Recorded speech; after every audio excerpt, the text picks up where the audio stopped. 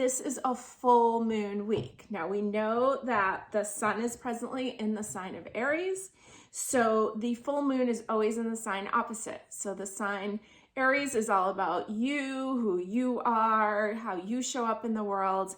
And the sign across from it is Libra. And Libra is everyone else. It's relationships. It's finding the balance, okay? So anytime we have a full moon week, we know things can be a little wild and crazy. We're going to start off with the 3rd, and the moon will be in Virgo. Now, I put down a little gentleness towards yourself will go a long way. Sometimes the Virgo it's a very efficient sign. It likes things a certain way. It likes to put things in order, likes to be of service. It has to do with health and wellness and your contribution to the world. Sometimes Virgo can get a little nitpicky too. And so this from a person who has a lot of planets in Virgo's house.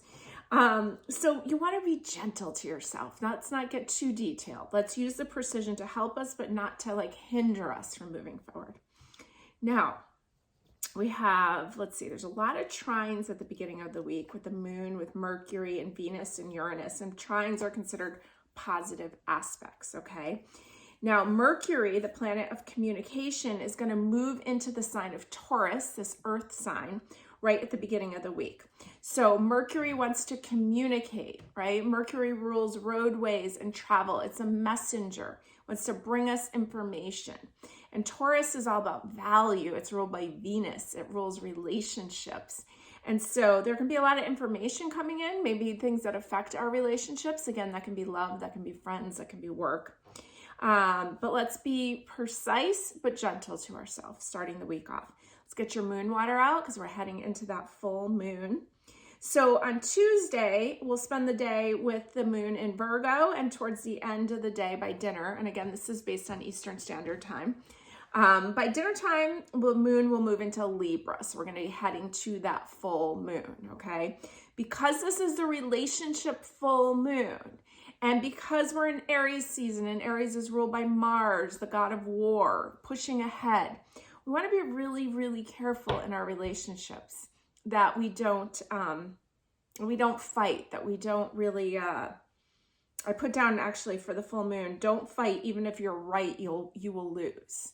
So be careful in your relationships this week. It's going to be really emotional. Every full moon is emotional. But when Libra equals relationships and full moon equals emotions, it can get a little complicated.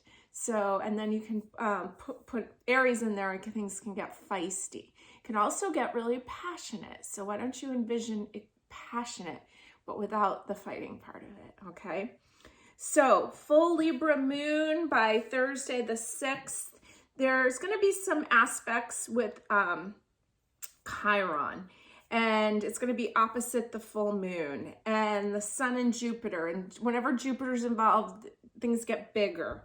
So you may feel a lot of emotions coming up. I also noticed that the moon is on one side of the chart and then all the other planets are on the others. So it almost felt like the moon was steering all the other planets. And the moon is known for emotions, and we're talking about a full moon.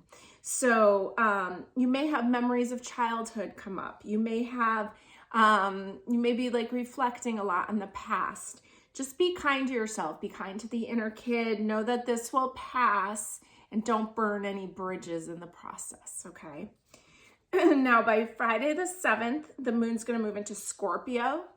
And so sometimes Scorpio likes to be alone. It can go really deep into emotions. So it's a very emotional week. And even though the moon will have moved out of the sign of Libra, that full moon effect still affects us for a few days. So keep that in mind. If you need some alone time, maybe Friday is a good day to do that, or maybe over the weekend. Be humble and be kind, and luck just might be on your side. After all, is what I wrote down for Friday the 7th. Okay, Saturday, I would be writing in your journal all your feelings and not voicing them, okay? Avoid the drama. And then we have Easter on Sunday.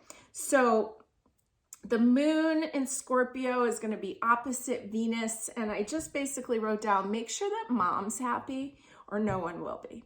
So I know sometimes on the holidays you focus on the kids or you focus on family members. but make sure, especially with this Venus full moon, because Libra is ruled by Venus, and having this moon opposite Venus, Venus wants something. Anytime you have an opposition, one side needs something, one side needs the other. Kind of looks like Libra again, right? Balancing. And so make sure that your relationships are smooth. Let's not get into it. Let's keep things peaceful. Flowers, you know, Easter people are always giving each other flowers. Make sure the woman of the family is really tended to that day, okay? All right, so we're gonna move on. Oh, let me talk about, before we move on, let's talk about Mercury to Taurus some more. So I wrote down for Mercury and Taurus that happens on April 3rd, which was Monday. Take care of important financial paperwork and trip planning before Mercury retrograde begins on 4/21. It's going to go until May 14th, okay? So that could look like your taxes, right? So if your taxes aren't filed by 4/3, make sure your extensions are in place. Make sure that you have a plan before this retrograde starts, okay? Because Mercury and then Taurus, which rules money, rules any valuables, right? It's really important right now. So if there's anything you need to sign, any documents you need to sign, any contracts that need to be made, get it done before the retrograde begins on 4/21.